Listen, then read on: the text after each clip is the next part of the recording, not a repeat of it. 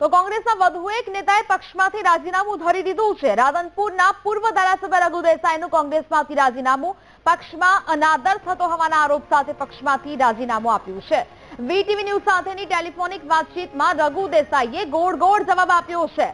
પાટણ જિલ્લા પ્રમુખ રઘુ દેસાઈના રાજીનામાથી અજાણ હોવાની વાત પણ તેમણે કહી છે અને જ્યારે તેમની સાથે વાતચીત કરવાનો પ્રયત્ન કરવામાં આવ્યો ત્યારે રઘુ દેસાઈએ ગોળ જવાબ આપ્યો છે।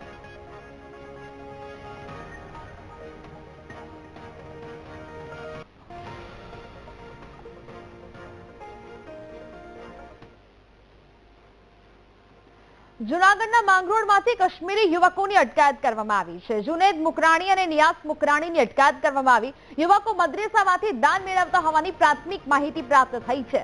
એસઓજી દ્વારા બંને યુવકની પૂછપરછ શરૂ કરવામાં આવી છે। યુવકો જમ્મુ કાશ્મીરના પૂંછ જિલ્લાના રહેવાસીઓ હોવાનું સામે આવી રહ્યું છે। બે કાશ્મીરી યુવકોની અટકાયત કરવામાં આવી હતી। મદ્રેસામાંથી દાન પણ મેળવતા હોવાની પૂછપરછમાં ખુલાસો થયો છે।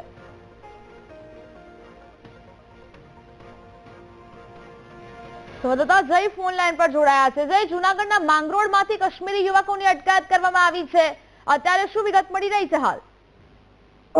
જી ચોક્કસથી ખાસ કરીને જણાવી દઉં કે જે બ્લાસ્ટની ઘટના બાદ જૂનાગઢ જિલ્લામાં પોલીસ દ્વારા પણ અનેક જગ્યાએ ચેકિંગ હાથ ધરવામાં આવ્યું હતું। ત્યારે માંગરોળમાં એસઓજીની ટીમ ચેકિંગ કરી રહી હતી ત્યારે આ માંગરોળમાંથી એસઓજી પોલીસે બે શંકાસ્પદ લોકોને પકડી પાડ્યા છે।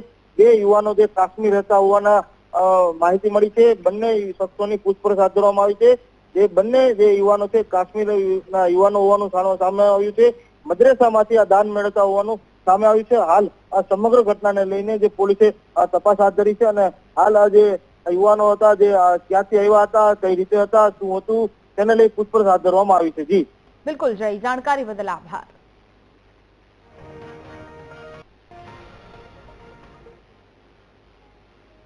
તો દિલ્હી બ્લાસ્ટ પર જમ્મુ કાશ્મીરના મુખ્યમંત્રી ઓમર અબ્દુલ્લા બોલ્યા। જમ્મુ કાશ્મીરમાંથી ઝડપાયેલા આતંકીઓ પર સીએમ ઓમર અબ્દુલ્લાનું આ મોટું નિવેદન સામે આવ્યું। જમ્મુ કાશ્મીરનો દરેક વ્યક્તિ આતંકવાદી નથી, બ્લાસ્ટ માટે જવાબદાર લોકો સામે કાર્યવાહી થવી જોઈએ તેવી વાત તેમણે કરી છે। કેટલાક શખ્સો જમ્મુ કાશ્મીરની શાંતિ ડહોળવાનો પ્રયાસ કરી રહ્યા હોવાની પણ વાત તેમણે કરી છે।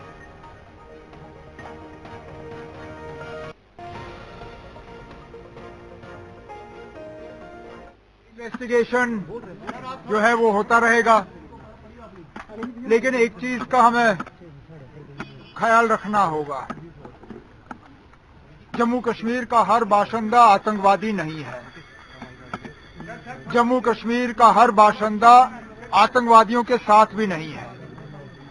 ये चंद लोग हैं जिन्होंने हमेशा यहाँ अमन और भाईचारे को बिगाड़ने की कोशिश की है।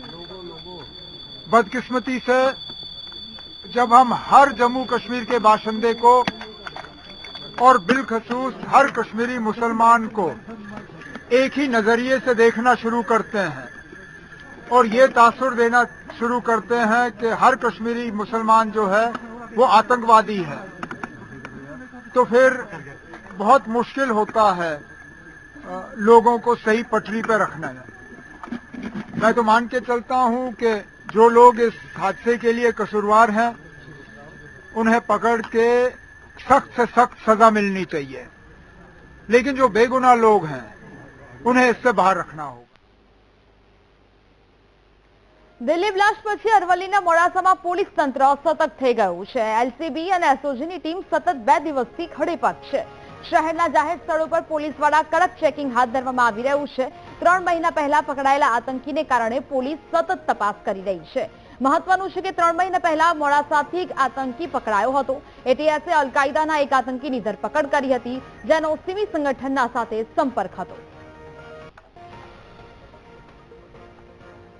સંવાદદાતા તસ્લીમ ફોન લાઈન પર જોડાયા છે। તસ્લીમ, દિલ્હી બ્લાસ્ટ પછી હવે અરવલ્લીમાં સતત ચેકિંગ હાથ ધરવામાં આવી રહ્યું છે, પોલીસ સતર્ક બની છે, શું હાલ દ્રશ્યો જોવા મળી રહ્યા છે અરવલ્લીમાં? ચોક્કસપણે દિલ્હીમાં જે બ્લાસ્ટની ઘટના બની ત્યારબાદ અરવલ્લી પોલીસ પણ હરકતમાં આવી છે। એની વાત કરીએ તો 3 મહિના પહેલા પણ એક આતંકી મોડાસામાંથી પકડાયો હતો, જેના પગલે પોલીસ કોઈ પણ પ્રકારની ઢીલા મૂકવા નથી માંગતી। એલસીબી, એસઓજી, જિલ્લા પોલીસ વડાની અલગ અલગ ટીમો છેલ્લા 2 દિવસથી મોડાસાના તમામ વિસ્તારોમાં અલગ અલગ ચેકિંગ હાથ ધરી અને કડક કાર્યવાહી હાથ ધરી રહી છે। બિલકુલ, જાણકારી બદલ આભાર। દિલ્હીમાં બ્લાસ્ટ પછી આણંદમાં પોલીસ સતર્ક બની છે. જિલ્લામાં વિવિધ તપાસ એજન્સીઓ દ્વારા ચેકિંગ કરવામાં આવી રહ્યું છે. રેલવે સ્ટેશન પર પોલીસ ચેકિંગ કરી રહી છે. ટ્રેનના કોચમાં બોમ્બ સ્ક્વોડ દ્વારા તપાસ કરવામાં આવી રહી છે. તો પોલીસ શંકાસ્પદ મુસાફરો અને તેમના સામાનની ચકાસણી કરી રહી છે. રેલવે સ્ટેશનના એન્ટ્રી અને એક્ઝિટ ગેટ પર પણ પોલીસની સતત નજર છે. હજારો મુસાફરોની અવરજવર વચ્ચે કોઈ અનિચ્છનીય ઘટના ન બને તે માટે તંત્ર ખડેપગ છે. રેલવે સ્ટેશનની બહાર ઉભા રહેતા વાહનોનું પણ સતત ચેકિંગ કરવામાં આવી રહ્યું છે.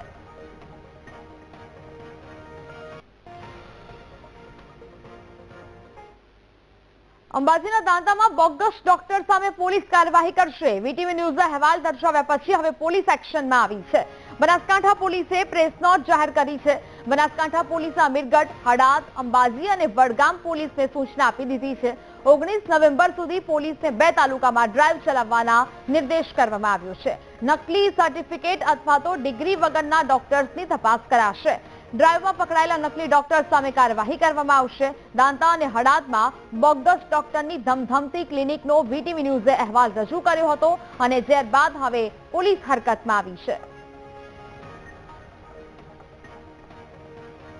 સંવાદદાતા અક્ષય ફોન લાઈન પર જોડાયા છે. અક્ષય, અંબાજીના દાંતામાં હવે બોગસ ડોક્ટર સામે પોલીસ કાર્યવાહી કરશે. નિર્દેશ રજૂ કરવામાં આવ્યા છે. શું વિગતો?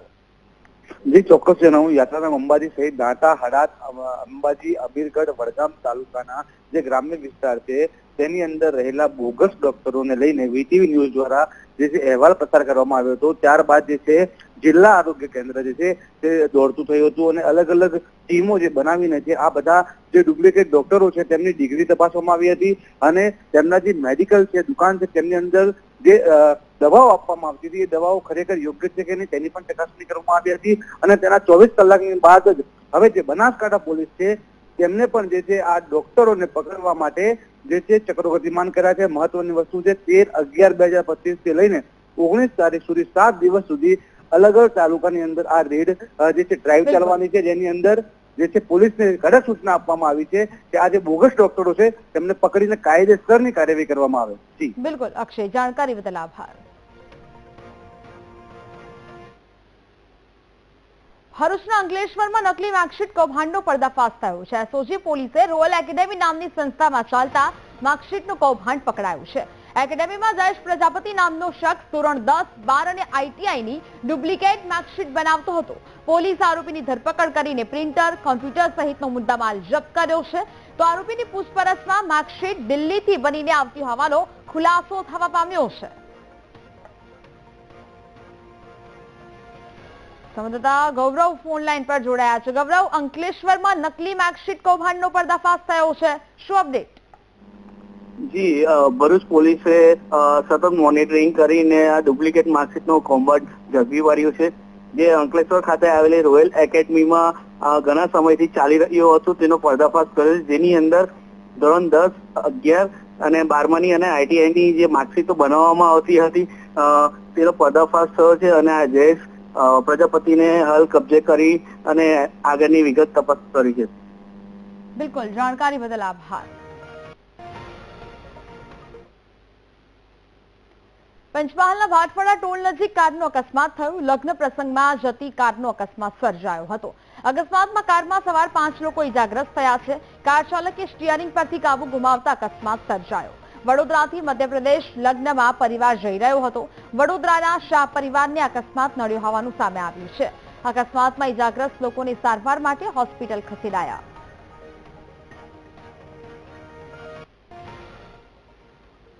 વાત સુરેન્દ્રનગરના વઢવાણની કે જ્યાં ખનીજ માફિયાઓ બેફામ બન્યા છે. નાના કેરાળા ગામે ખનીજ વિભાગના ચેકિંગ દરમિયાન માફિયાઓની દાદાગીરી જોવા મળી. ખનીજ વિભાગના કર્મચારીઓએ વાહન રોકતા ખનીજ માફિયાઓએ તેમની સાથે બવાલ કરી. ખનીજ માફિયાઓની દાદાગીરીનો વિડીયો સોશિયલ મીડિયા પર વાયરલ થઈ રહ્યો છે. ખાણ ખનીજ વિભાગ સુરેન્દ્રનગર દ્વારા ભોગાવો નદી કેરાડા ગામ ખાતે આકસ્મિક રેડ કરવામાં આવી હતી.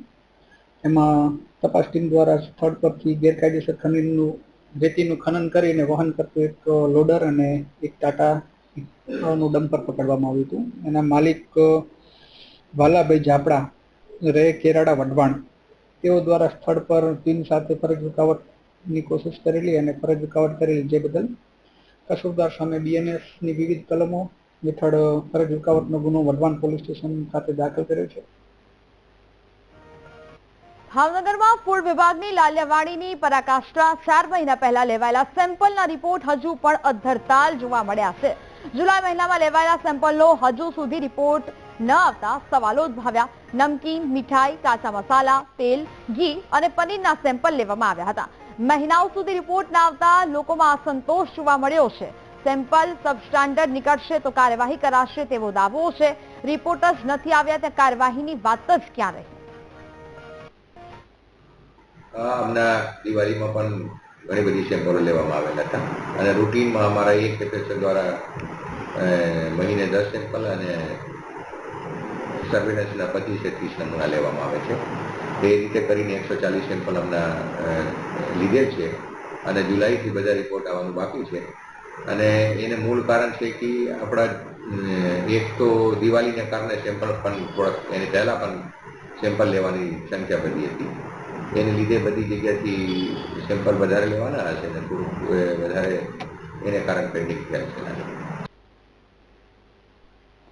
જગ પ્રસિદ્ધ કહેવત છે કે સુરતનું જમણ અને કાશીનું મરણ. આ કહેવત એટલા માટે પડી છે કારણ કે સુરતમાં બનતી અવનવી વાનગીઓ સમગ્ર દેશમાં પ્રખ્યાત છે. ખાવાના શોખીન લોકો જીવનમાં એકવાર સુરતની અચૂક મુલાકાત લે છે. પરંતુ હવે સુરતની સુરભી ડેરીએ અસલીના નામે નકલી પનીરનું વેચાણ કરીને આ કહેવતને કાળો ડાઘ લગાવી દીધો છે. જો કે સુરભી ડેરીના સંચાલકે તેમની કરણીનું ફળ તો ભોગવવું જ પડશે. શહેરીજનોના આરોગ્ય સાથે રમત કરનાર સુરભી ડેરીના સંચાલક શૈલેષ પટેલ અને કૌશિક પટેલ સામે કડક કાર્યવાહી કરવામાં આવશે. કાર્યવાહી કરવા આતુર પોલીસ અને આરોગ્ય વિભાગ પનીરના સેમ્પલના રિપોર્ટની રાહ જોઈને બેઠા છે. રિપોર્ટ આવ્યા પછી તેને આધારે આ ભેળસેડિયાઓ સામે આકરા પગલાં ભરવામાં આવશે. નોંધનીય છે કે સુરભી ડેરીમાંથી 750 કિલો નકલી પનીર પકડાયું હતું. આટલો મોટો જથ્થો પકડાયા પછી આરોગ્ય વિભાગ અને પોલીસે સુરભી ડેરીની અન્ય 2 બ્રાન્ચમાં તપાસ કરી ડેરીઓને તાળા માર્યા હતા. આરોગ્ય વિભાગ અને એસઓજીએ જણાવ્યું કે ડેરી સંચાલકોએ પોતાની કાળિયું કરતૂતનો સ્વીકાર કર્યો છે. પામોલીન અને કેમિકલ મિક્સ કરીને પનીર જેવો દેખાતો પદાર્થ બનાવતા હતા અને પનીરના નામે તેનું વેચાણ કરતા હતા. આપને જણાવી દે કે સુરભી ડેરીમાં તૈયાર થનારા નકલી પનીરને શહેરની હોટેલ સહિત નાની મોટી ડેરીઓમાં સપ્લાય કરવામાં આવતું હતું. દૈનિક 1000 કિલો પનીર અન્ય ડેરીઓમાં ઠલવાતું હતું. આ સુરભી ડેરીના બીજા જે આઉટલેટ ખરા ત્યાં પણ નમૂના લેવાની કામગીરી કરવામાં આવેલ. તેમજ ત્યાં પણ જે જથ્થો હતો તે સીઝ કરી દેવામાં આવે અને તેમને હાઇજેનિક કન્ડિશનના કારણોસર તેમને સંસ્થાઓ બંધ કરાવી દેવામાં આવે. એના 3 આઉટલેટ છે, 3 અત્યારે બંધ કરવામાં આવેલ છે. સંચાલકો સામે કોઈ પૂછપરછ કરી? સંચાલકોની પૂછપરછ કરતા તેઓ તેમની સાયણમાં મેન્યુફેક્ચરિંગ હોય ત્યાં બધો સામાન બનાવતા હોવાનું માલુમ પડે. આ લોકોની સાથે કડક કાયદા પ્રમાણે કડક કાર્યવાહી કરવામાં આવશે. કોર્ટમાં ફરિયાદ પણ દાખલ કરવામાં આવશે. એક્ઝિક્યુટિંગ ઓફિસર સમક્ષ પણ ફરિયાદ દાખલ કરવામાં આવશે. અને દંડ સિવાય કઈ રીતની કાર્યવાહી થઈ શકે? એ આગળ રિઝલ્ટ આવ્યાથી ખબર પડશે કઈ ટાઈપની કાર્યવાહી કરવાની છે. તે પનીર બનાવે છે એટલે કે પનીર નહીં પણ પનીર જેવી જ વસ્તુ કે જે પામ ઓઇલ જે છે એને ફેટીને એમાં મિલ્ક પાવડર ને થોડું ઘણું મિલ્ક ને એ બધું નાખીને બનાવીને પછી ગ્લેશિયલ એસિટિક એસિડથી આ બનાવવામાં આવે છે એટલે કે સોફ્ટ પનીર બને છે. પરંતુ આનો જેવો જ રિપોર્ટ આવશે તો એની સાથે જ એના વિરુદ્ધમાં વિશ્વાસઘાત જે BNS 318 છે, 120B કે જેમાં મેળા પીપળું છે અને BNS 274 એટલે કે કોઈ પણ ખાદ્ય પદાર્થમાં માનવ જીવનને હાનિ થાય તે રીતે ભેળસેળ કરવી એની કલમો જે છે એડ કરવામાં આવશે. તદુપરાંત પૂછપરછ દરમિયાનમાં અન્ય કોઈ એવી ચીજ વસ્તુ સામે આવશે તો પણ એમાં કલમો ઉમેરવામાં આવશે. આ લોકો જે છે એ આ પનીરનો ધંધો કરતા હતા, ડેરીનો, એ ઉપરાંત બીજું શું કરતા હતા એના ઉપર પણ અમારી વોચ ચાલુ છે. અને બીજું કોઈ ખોટું કૃત્ય કરતા હશે તો એના ઉપર ગુનો દાખલ કરીને એને પાછા કરવામાં અમને ખૂબ જ તત્પરતા છે. ભગવાન બિરસા મુંડાની 150મી જન્મ જયંતિને લઈને ગુજરાતમાં જનજાતીય ગૌરવ વર્ષ ઉત્સવની ઉજવણી કરવામાં આવી. નર્મદા જિલ્લાના ધારીખેડા ગામમાં ગૌરવ રથયાત્રાનું સ્વાગત કરવામાં આવ્યું. મંત્રી ડોક્ટર જયરામ ગામિતની હાજરીમાં રથનું સ્વાગત કરવામાં આવ્યું. મંત્રી જયરામ ગામિતે આદિવાસી સમાજમાં ભગવાન બિરસા મુંડાના યોગદાનને યાદ કર્યું. મંત્રી આદિવાસી સમાજને લઈને રાજ્ય સરકારની યોજનાઓ પર પ્રકાશ પાડ્યો. ખાસ કરીને વિદ્યાર્થીઓ માટે કાર્યરત નર્મદા યુનિવર્સિટીની મહત્વની વાત કરી. કાર્યક્રમ દરમિયાન આદિવાસી વિસ્તારો માટે 83.46 લાખના વિકાસ કાર્યોનું લોકાર્પણ અને ખાતમુહૂર્ત કરાયું. સાથે જ આદિવાસી સમાજના તેજસ્વી વિદ્યાર્થીઓનું સન્માન પણ કરાયું છે.